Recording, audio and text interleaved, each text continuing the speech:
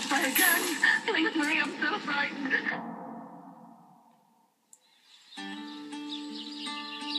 I love this place. We've put a lot of heart into it. It's a family home. The kids love it.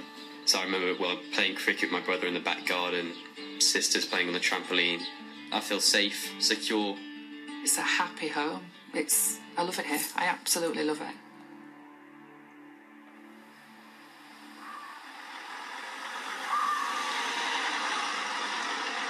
I went to pick my daughter up from the school bus.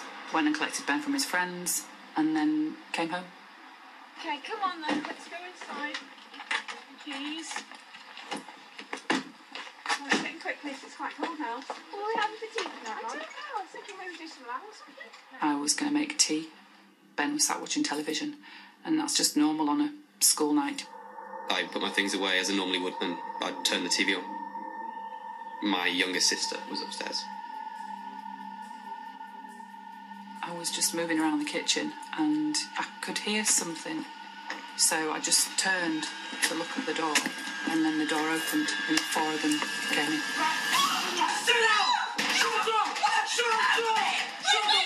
And I screamed, and obviously Ben had heard me scream. And at that point I knew something was wrong. And then everything happened. I was terrified and I kind of froze for a second. My first reaction was to run upstairs and find my younger sister. I kind of got hold of her, and then 2 men in balaclavas came up the stairs, one with a crowbar. What's going on? And then they took us downstairs, where my mum was. It was chaotic. One was guarding me, and the other one seemed to be in charge, and they were shouting and demanding to know where the jewellery was, where the watches were, where the safe was. I was petrified. And also, I didn't know what they were going to do to the kids. So I was really scared, pathetic, I felt, actually, because I'm the mum, and I wasn't in control of it. But they were taking me upstairs. I was basically forced around the house to tell them where things were. But the threats they were posing was initially that they'd kill my mum and sister. You try anything, your mum's dead, your sister's dead. When you get told that by people you don't know, in balaclavas with crowbars, it's a serious threat. You listen to me. It was really horrible.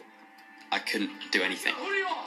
You're wasting my time. I suppose I literally just did exactly what they told me. I want to pick you up. Pick you up. In that situation, you completely believe it. And it's one of the hardest things I've ever had to deal with in my life.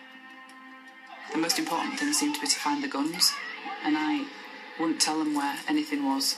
So they threatened to shoot Ben. If you don't tell me, I'll take your kids and I'll shoot him. What do you do when somebody does that to you?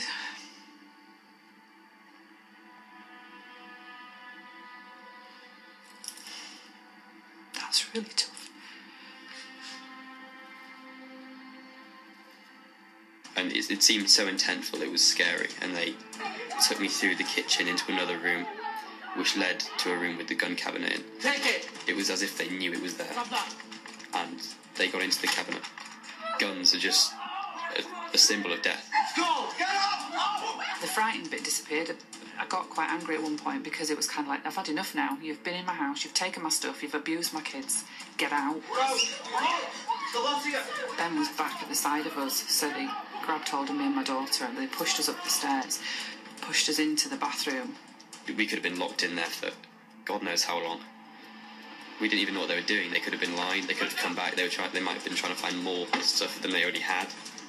I was frightened initially because it went quiet.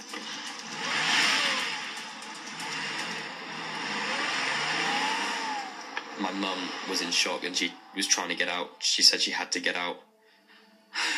Ben calmly took over and undid the lock. They could have been downstairs still. They could have been anywhere in the house. We didn't know. All we heard was them going down the stairs, and they had shotguns and knives. It's okay.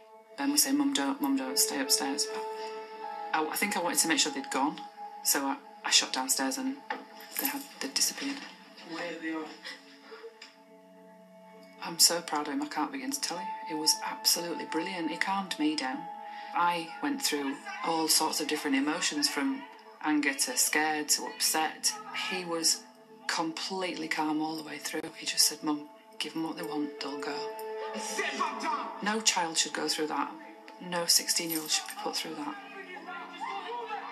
The things they put us through, and they benefit. I mean, they've benefited from something that's kind of affected us so hugely. And I just don't see how they could get away with that. Do you know what? All I'd like to say is picture yourself in my position. Emergency. I've just been robbed by a gang. Okay, whereabouts are you? Oh, my God. Please, Marie, I'm so frightened. Would you really be proud of somebody if they were a member of your family and they behaved like that? I wouldn't. I really wouldn't.